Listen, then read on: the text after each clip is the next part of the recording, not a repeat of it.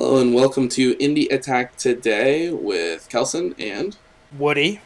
today we have a point and click adventure game called All the Way Down, and this is by Sanctuary Interactive.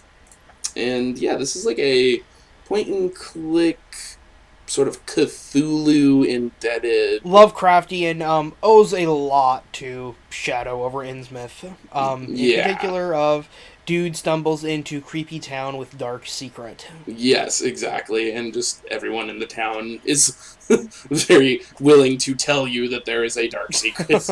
And yeah, it's sort of a this is a short sort of 20 to 30 minute playthrough kind of experience. Yeah.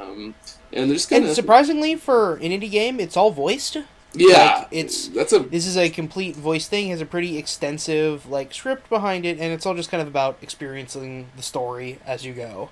yeah, definitely. And yeah, and it has a I think it's a good looking game. The overall sound is like the atmospheric noise in the game is Yeah, the good. sprite work is really really nice.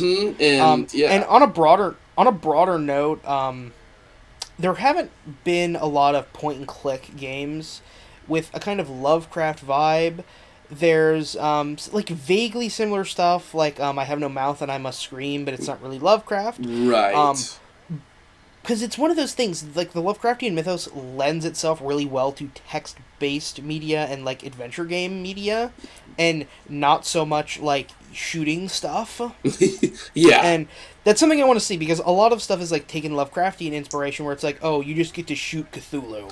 Right. And Yeah. that doesn't work. You need to have it be more of horror and hey, if you actually meet one of these things, you're dead. Yeah, definitely. Yeah, no, yeah. Well, I definitely agree with that broader point, and I think, yeah, even to take the point further about how just it suits itself so well to text, I actually think that this game might have actually been um, a little bit better if it actually didn't have voice acting and was just you just read. I might agree with you on some Yeah, points to an because extent, you know what I mean. yeah, there's like in all honesty, a couple of the voices are a little funky. That's Hmm. always expected when you're doing kind of an indie production like this. You're not gonna get Alec Baldwin coming in there voicing your main character. Right. Yeah. And I think that maybe that just felt that was the only maybe element that sort of seeped through and showed the sort of confines of the project. Let's it's say. kind of it's the argument I've always thought for kind of like the voice acting in Zelda games, where I would rather have no voice acting than iffy voice acting. Yeah, definitely. Yeah, especially if it has a backbone and writing that is can hold its weight. Then it's even more like yeah. Yeah, Um, so yeah, I the game it ends abruptly, and that's kind of a lot of people said that about this, and so I was sort of prepared for that, and so it doesn't really it didn't over in the overall picture it didn't like knock it out of the park for me all the way because it just sort of it's just really quick. It sort of develops, it cultivates a because mood, and then it doesn't really go to that like yeah, really, the abrupt ending. It does because these kind of stories are really leading up to that big payoff moment, and that doesn't exactly. necessarily feel like it happens here all that much. Yeah, and it was so straightforward. There wasn't